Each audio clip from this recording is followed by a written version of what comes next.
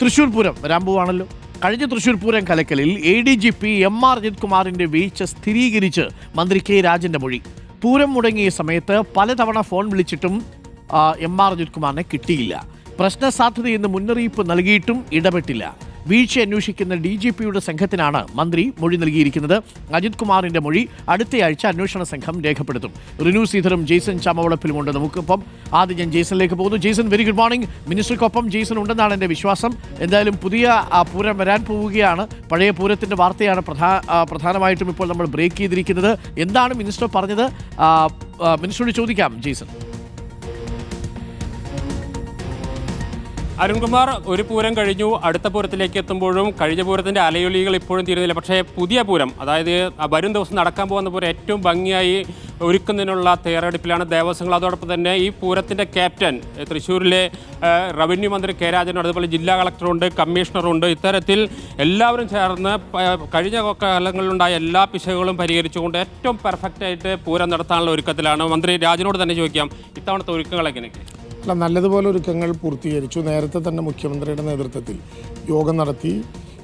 കേന്ദ്രമന്ത്രിമാരും കേരളത്തിലെ മന്ത്രിമാരും ഉദ്യോഗസ്ഥന്മാരും എല്ലാ വിധത്തിലുള്ള സജ്ജീകരണങ്ങളുമായി കൊച്ചിൻ ദേവസ്വം ബോർഡ്, ഘടകപൂരങ്ങളുടെ ഭാഗമായിട്ടുള്ള ചെറുദേവസ്വങ്ങൾ ഇതെല്ലാം ചേർന്ന് നല്ലതുപോലെ ആലോചന നടത്തി. പല ഘട്ടത്തിൽ ജില്ലാ ഭരണകൂടം പ്രത്യേകമായി ആലോചിച്ചു. മന്ത്രിമാരുടെ നേതൃത്വത്തിലുള്ള യോഗം ചേർന്നു. ഇപ്പോൾ ഓരോ മൈന്യൂട്ടായിട്ടുള്ള പോയിന്റും 8 പാറമേക്കാവ്, തിരുവമ്പാടി ഭഗവതികൾ ഒഴിച്ചാൽ പിന്നെ 8 ഘടകപൂരങ്ങൾ, 8 2 10 ഘടകപൂരങ്ങൾ. ഞങ്ങളിപ്പോൾ എല്ലായിടത്തും നേരത്തെ തന്നെ സന്ദർശിക്കുന്നത് പോലെ എല്ലായിടത്തും പോകുന്നതാണ്. എല്ലായിടത്തും വളരെ ആവേശകരമായിട്ടുള്ള തയ്യാറെടുപ്പുകളാണുള്ളത്. തൃശ്ശൂർ പൂരത്തെ സംബന്ധിച്ചിടത്തോളം സാധാരണത്തേതിൽ നിന്ന് മറ്റു പൂരങ്ങളിൽ നിന്ന് വ്യത്യസ്തമായി ഒരുപാട് ആചാരങ്ങളുള്ള പൂരമാണ്. ഓരോ ഘടകപൂരത്തിനും എത്തിച്ചേരാനുള്ള സ്ഥലം, അവിടെ പിന്നെ മേളം നടത്താനുള്ള സമയം, തിരിച്ചു പോകേണ്ട സമയം, ഇതിനൊക്കെ ആചാരപരമായിട്ടുള്ള പ്രത്യേകതകളുണ്ട്. ഉദാഹരണത്തിന് കണിമംഗല ശാസ്താവാണ് ആദ്യം പിന്നെ തൃശ്ശൂർ പൂരത്തിൻ്റെ പിന്നെ ആദ്യ എഴുന്നള്ളിപ്പ് നടത്തുക കണിമംഗല ശാസ്താവാണ്. ശാസ്താവ് വെയിൽ വരുന്നതിന് മുമ്പ് വടക്കുന്നാഥനെ കണ്ട് തിരിച്ച് വരണം എന്നുള്ള ഒരു പൊതുധാരണയുള്ളത് കൊണ്ട് വളരെ നേരത്തെ തന്നെ നടക്കും. കണിമംഗലം ശാസ്താവ്, അതായത് പൂര ദിവസം പുലർച്ചെ തുടങ്ങിയാൽ പിറ്റേ ദിവസം വൈകിട്ട് വരെ മന്ത്രി രാജനും വിശ്രമമില്ല. അല്ല, അതങ്ങനെ തന്നെ എല്ലാ വർഷത്തെയും പോലെ അങ്ങനെ തന്നെ 36 മണിക്കൂർ നീണ്ടു നിൽക്കുന്ന ലോകം കാണുന്ന ഏറ്റവും പ്രധാനപ്പെട്ട സിംഫണിയാണ്. ഇതുമായി ബന്ധപ്പെട്ട ഒരുക്കങ്ങളിൽ കഴിഞ്ഞ തവണ നമ്മൾ പ്രതീക്ഷിച്ചത്, കഴിഞ്ഞതിന് മുമ്പിലത്തെ തവണ നമ്മൾ കണ്ടിരുന്ന ഏറ്റവും വലിയ നമ്പർ 14 ലക്ഷമാണ്. ഇത്തവണ 18 ലക്ഷത്തോളം ആളുകൾ വരും എന്നുള്ളതാണ് പ്രാഥമികമായിട്ട് നമ്മളൊരു കാണുന്നൊരു കണക്ക്. വെടിക്കെട്ടിന് കൂടുതൽ ആളുകൾ നിർത്താനുള്ള സംവിധാനം. അതെ, വെടിക്കെട്ട് കഴിഞ്ഞ തവണത്തെക്കാൾ വ്യത്യസ്തമാണെന്ന് മാത്രമല്ല, രാത്രി പൂരം കഴിഞ്ഞ തവണ ഉണ്ടായിരുന്നൊരു പ്രതിസന്ധിയും പ്രയാസവും ഒക്കെ രാത്രി പൂരം വരുന്നതിനിടയിൽ തടയപ്പെടുന്നു എന്നുള്ളതൊക്കെയാണ്. ഇത്തവണ 2 മണി വരെ തൃശ്ശൂർ നഗരം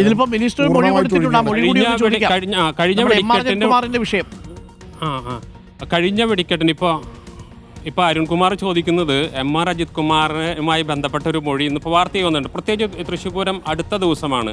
അത്തരം ഒരു മൊഴി ഇപ്പോൾ പുറത്തു വരുന്നതിന് പിന്നിൽ എന്തെങ്കിലും ഇതുണ്ട്? അങ്ങനെ ഒരു മൊഴി എന്താ അതിനെക്കുറിച്ച് പറയാം? പുറത്തു വരുന്നതിൻ്റെ പിന്നിലുള്ള കാര്യം എന്താണെന്ന് നമുക്ക് രണ്ടുപേർക്കും അറിയാം. അരുണിന് പ്രത്യേകമായിട്ടും അറിയാം.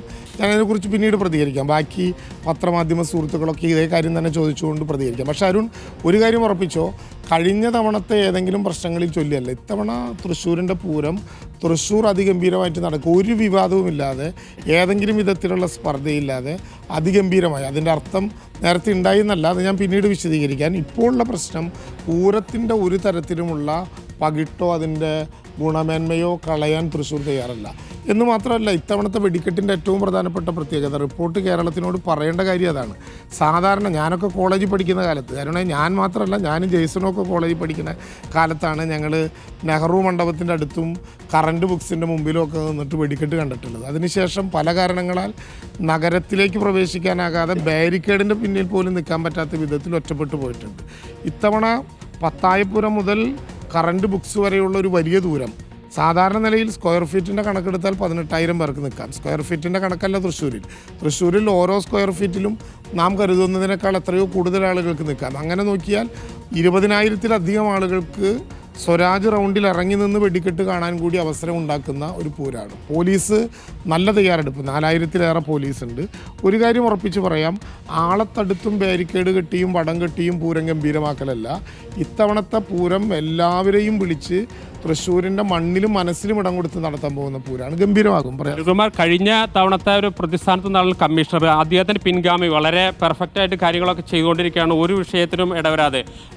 പിന്നെ ഇത്തവണ ഇപ്പോൾ മിനിസ്റ്റർ തന്നെ പറഞ്ഞു ബാരിക്കേഡ് കെട്ടിയിട്ടുള്ള നിയന്ത്രണമല്ല, പോലീസ് വളരെ പെർഫെക്റ്റ് ആയിട്ടും ചെയ്യുന്നത്. എന്താണ് അതിൻ്റെ ഒരു നമുക്ക് ഈ പൂരത്തിൻ്റെ ആചാരങ്ങൾ അതിന് നാം ബാരിക്കേഡ് വെച്ചിട്ട് നമ്മൾ ഒരു തടസ്സം ഉണ്ടാക്കാൻ ഉദ്ദേശിക്കുന്നില്ല. അതല്ലാതെ പൂരത്തിൻ്റെ ആചാരങ്ങളുടെ ഭാഗമായിട്ട് വരുന്ന പൂരപ്രേമികൾ, അതല്ലാതുള്ള സംഘാടകർ, അതല്ലാതെ ബാക്കി കാണികളായിട്ട് നിൽക്കുന്ന ആൾക്കാരിൽ ഓഫ്കോഴ്സ് നമുക്ക് ബാരിക്കേഡും വടവും വിവിധ സ്ഥലങ്ങളിൽ ഡൈവേർഷൻ്റെ ഭാഗമായിട്ട് വയ്ക്കാൻ ഉദ്ദേശിക്കുന്നുണ്ട്. പക്ഷേ എന്തായാലും നമ്മുടെ പ്രധാന ലക്ഷ്യം ആചാരങ്ങൾ കൃത്യമായിട്ട് നടക്കും, വരുന്ന എല്ലാവർക്കും സുരക്ഷയും അതുപോലെ തന്നെ ഒരു കംഫർട്ടായിട്ട് സുഖമായിട്ട് കാണാനുള്ള ഒരുക്കങ്ങളാണ് ഒരുക്കിയിട്ടുള്ളത്. ഈ കാശ്മീർ വിഷയത്തിൻ്റെ പശ്ചാത്തലത്തിൽ എന്തെങ്കിലും പ്രത്യേക പ്രിക്കോഷൻസ്? അത് പോലീസ് എക്സ്ട്രാ ഡിപ്ലോയ്മെൻറ്റ് അങ്ങനത്തെ കാര്യങ്ങൾ ചെയ്യുന്നുണ്ട്. ഇപ്പോൾ കമ്മീഷണറും മിനിസ്റ്ററും പറഞ്ഞ പോലെ തന്നെ ഇപ്രാവശ്യം പൂരം കാണാൻ വരുന്നവർക്ക് ഏറ്റവും നല്ലൊരു അനുഭവം സമ്മാനിക്കുക എന്നുള്ളതാണ് ജില്ലാ ഭരണകൂടം ഉദ്ദേശിച്ചിട്ടുള്ളത്. എല്ലാ വകുപ്പുകളും ചേർന്നിട്ട് കൃത്യമായിട്ടുള്ള ഒരു പ്ലാനിങ് ചെയ്തിട്ടുണ്ട്. എന്തെങ്കിലും സർപ്രൈസുകൾ ഉണ്ടോ എന്ന് മിനിസ്റ്ററോടൊന്ന് ചോദിക്കാം. എന്തെങ്കിലും ഇത്തവണ നമ്മൾ നന്നായിട്ട് കവർ ചെയ്യുന്നത് എന്തെങ്കിലും സർപ്രൈസ് ഈ പൂരത്തിനുണ്ടോയെന്നാണ് അരുൺകുമാർ ചോദിക്കുന്നത്. പൂരത്തിന് എല്ലാ തവണയും സർപ്രൈസ് ഉണ്ടാവും, അത് ആ സമയത്തെ പൊട്ടിക്കുള്ളൂ. ഏറ്റവും പ്രധാനപ്പെട്ട സർപ്രൈസ് കുടമാറ്റായിരിക്കും. തിരുവമ്പാടിയും പാറമേക്കാവും എത്ര ചൂടുന്ന് താഴത്തേക്ക് ഇറങ്ങിപ്പോയാലും അപ്പം നിങ്ങൾക്ക് കാണാൻ പറ്റുന്ന ഒരു സർപ്രൈസ്, ചിലത് ഞങ്ങൾക്കറിയാം, ചിലത് ഞങ്ങൾക്ക് പോലും അറിയാതെ ആ ഘട്ടത്തിൽ ഉയർന്നു വരും. പൂരത്തിനുണ്ടാകുന്ന ഏറ്റവും പ്രധാനപ്പെട്ട സർപ്രൈസ് എപ്പോഴും കുടമാറ്റവുമായി ബന്ധപ്പെട്ടായിരിക്കും. എപ്പോഴും മാറ്റങ്ങൾക്ക് വിധേയമാകുന്ന ഒരു കാര്യം കുടമാറ്റവുമായി ബന്ധപ്പെട്ട സംവിധാനങ്ങളായിരിക്കും. അത് ചമയ പ്രദർശനം ഇപ്പോൾ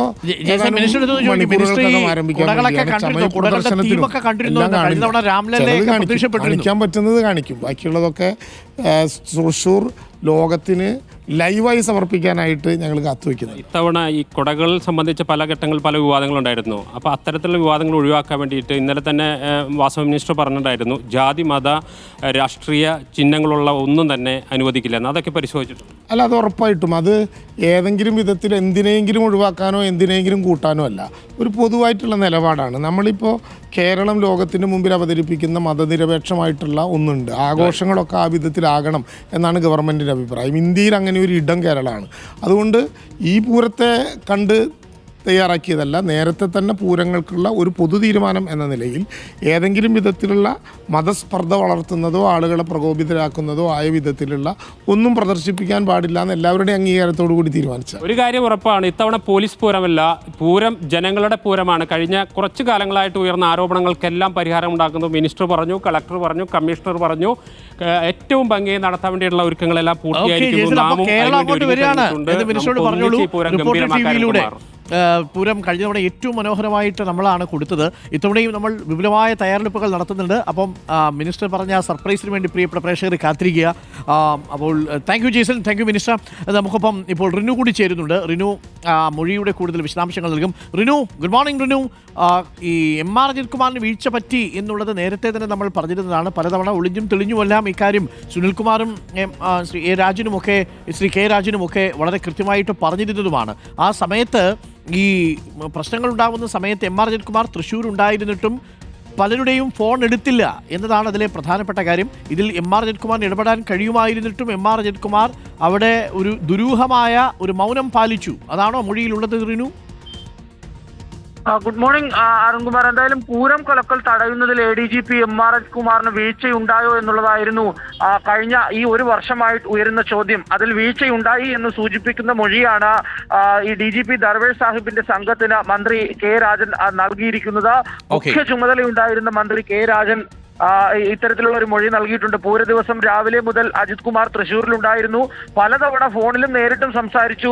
തെക്കോട്ടിറക്ക സമയത്ത് പോലീസിന്റെ ഭാഗത്ത് നിന്ന് മോശം ഇടപെടൽ ഉണ്ടായി എന്നുള്ളതാണ്. പിന്നീട് അജിത് കുമാറിനെ കണ്ടപ്പോൾ രാത്രി എഴുന്നള്ളിപ്പ് സമയത്ത് പ്രശ്ന സാധ്യതയുണ്ടെന്നുള്ള ഒരു മുന്നറിയിപ്പും നൽകിയിരുന്നു. അത് പരിഹരിക്കുവാനുള്ള ഇടപെടൽ അദ്ദേഹം നടത്തിയിട്ടില്ല, നിർദ്ദേശം നൽകിയിട്ടില്ല എന്നുള്ളതാണ് ഈ മൊഴിയിൽ പറയുന്നത്.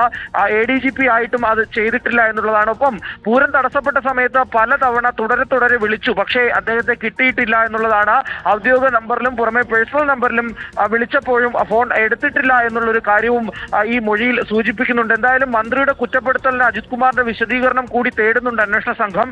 ഇത് ഇനി അതുകൂടിയാണ്. അടുത്ത ആഴ്ച തന്നെ നോട്ടീസ് നൽകി MR അജിത്കുമാറിന്റെ മൊഴിയും അന്വേഷണ സംഘം രേഖപ്പെടുത്തും. അരുൺകുമാർ, DGP കുപ്പായൊക്കെ സ്വപ്നം കണ്ടിരിക്കുകയാണ് MR അജിത്കുമാർ. കെ രാജന്റെ മൊഴി ഒരു പക്ഷേ MR അജിത്കുമാറിന് ഒരു പണിയാവാനുള്ള സാധ്യതയുണ്ട്. Thank you Rinu, thank you Jason. പൂരത്തിന്റെ വിവരങ്ങളാണ് പങ്കുവച്ചത്. കഴിഞ്ഞ പൂരം കലക്കലിൽ MR അജിത്കുമാറിന്റെ പങ്ക് എന്താണ് എന്നുള്ളതിനെക്കുറിച്ച് അതിലേക്ക് വെളിച്ചം വീശാൻ പറ്റുന്നൊരു മൊഴിയാണ് വന്നത്.